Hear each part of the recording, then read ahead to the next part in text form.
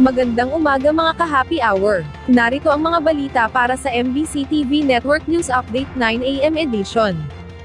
PNP, bukas sa investigasyon ng CHR sa alegasyong karahasan at hindi makatuwirang pag-aresto sa mga rallyiste noong SONA. Makikipagtulungan ng Philippine National Police sa Commission on Human Rights sa ginagawa nitong investigasyon. Ito ay may kaugnayan sa mga alegasyon ng umano'y karahasan ng mga pulis at walang basehan umanong pag-aresto laban sa 51 rallyiste noong kasagsagan ng ika-5 State of the Nation address noong isang linggo. Ayon kay PNP Chief Police General Jose Malencio Nartates Jr., bukod sa pagiging bukas sa investigasyon, handa rin silang magpataw ng kaukulang aksyon laban sa kanilang tauhan sakaling mapatunayang may paglabag. Subalit nanindigan ng PNP Chief na dumaan sa tama at makataong proseso ng batas ang pag-aresto sa 51 individual at bahala na ang piskalya o ang korte na tumukoy sa naging hakbang ng mga pulis. Magugunitang nanawagan ng ilang human rights at people's organizations sa CHR na magsagawa ng independent investigation sa umano'y marahas na dispersal at pag-aresto sa mga nagprotesta. The Philippine National Police will always be open, lalong-lalo na yan ay Commission on Human Rights. That is deemed necessary for us to make some adjustment and or maparusahan ang dapat maparusahan.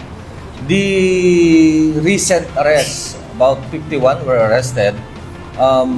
They were inquested or referred to the proper court. And doon na lang natin titignan if there were violations that were committed. But we're open. Sa MBC TV Sports, Alex Ayala, nagkampiyon sa 2026 Mobadale DC Open.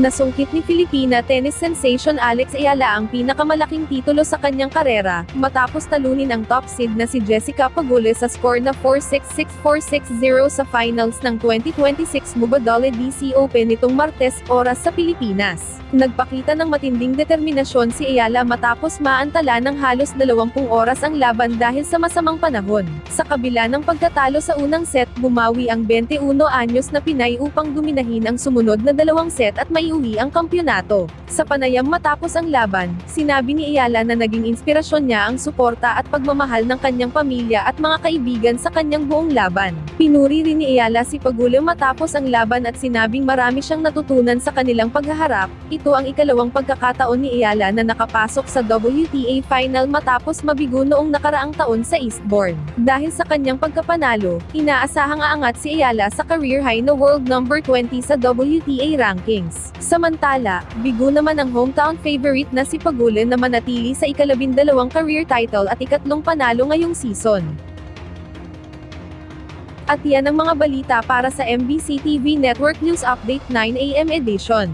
Abangan ang mga susunod na balitaan mamaya para sa 10 AM edition.